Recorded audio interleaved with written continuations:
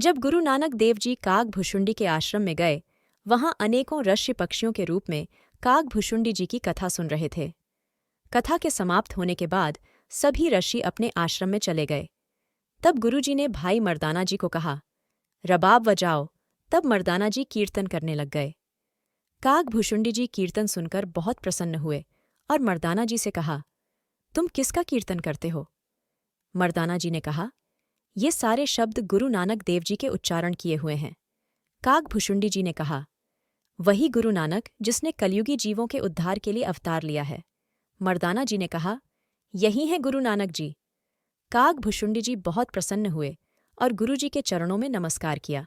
गुरुजी ने कहा, हे ऋषिवर जी, आप उत्तम श्रोताओं में से हैं, क्योंकि आप शब्द के महत्व को जानते हो। तब कागभुशुंडी ने कहा, हे गुरुजी, जो पुरुष शब्द के अर्थ को जान जाते हैं वही अमीय रस पान करते हैं। जो संगीत की तान का ज्ञान रखते हैं वह छिलका खाने वाले हैं। तब बालाजी ने कहा, आप परम हंस हैं और परमेश्वर के प्रेमी हो। आपने यह कागदेह क्यों अपना रखी है? कागभुशुंडी ने कहा, मैंने इस देह की कृपा से परमेश्वर का दर्शन पाया है, इसीलिए मुझे यह देह बहुत प्यारी है। जब प्रलय होती है तब मैं यही देह धारण करता हूँ। यह शक्ति भी मुझे इस देह से प्राप्त हुई है। मेरी मृत्यु भी मेरी ही इच्छा पर है, जब मैं चाहूं तभी मरूंगा। भाई बाला ने कहा, यह तो इस देह की महिमा आपने बताई। मैं पूछता हूं, इस देह का कारण क्या है? कागभुशुंडी ने कहा, मैं पूर्व जन्म में ब्राह्मण था। मुझे गुरु ने निर्गुण उपासना बताई। जब मैंने सगुण उपासना पूछी तो गुरुजी ने कहा, तू तो काग की तरह कान्य कान्य करता है। गुरुजी के चरणों में सिर रखकर कहा, हे गुरुजी, आप सत्य बोलने वाले हैं, आपका कथन सत्य होगा। मैं चाहता हूं मेरा शरीर भले ही कव्वे का हो जाए, लेकिन जो ईश्वर के साथ प्रेम है वह सदैव बना रहे।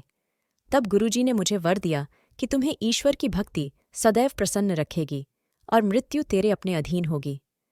फिर मैंने कागदेह प्राप्त की। मैं राम नाम का रस पान करता चला आ रहा हूं। मेरे जीवन में अनेक बार महाप्रलय आ चुकी है। यदि जल की प्रलय होती है तो मैं जल बन जाता हूं, अगर अग्नि की होती है तो मैं अग्नि बन जाता हूं। जैसी प्रलय होती है मैं वैसे ही बनता हूं।